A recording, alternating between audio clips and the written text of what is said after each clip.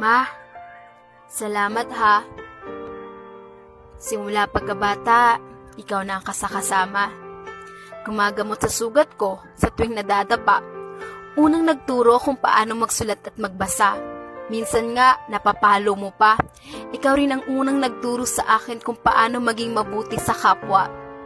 Mama, alam kong pagod ka na. Alam ko rin na minsan umiiyak ka dahil sa problema. Pero di mo lang ipinapakita. Alam ko rin na may nararamdaman ka na dahil sa maghapong paggawa at walang pahinga. Ingatan mo naman sarili mo, Mama. Di kasi namin kaya pag may nangyari sa iyong masama. Sana humaba pa buhay mo. Gusto ko kasi makita mo na magtagumpay ako at masuklian naman lahat ng paghihirap mo. Sobrang busy ko. Hindi ko napapansin na mas kailangan mo ng oras ko. Pasensya ka na, Mama. Pagod lang talaga ako. Pero ikaw yung nag-iisang tao na nanatili sa tabi ko.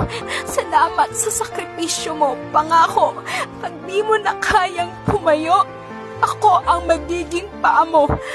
Alam ko darating ang araw na kailangan mo na kaming iwan. Nakukwento ko sa magiging anak ko kung gaano kabuting ina at ibabahagi ko ang mga payo mo sa kanila. Mama, mahal na mahal kita.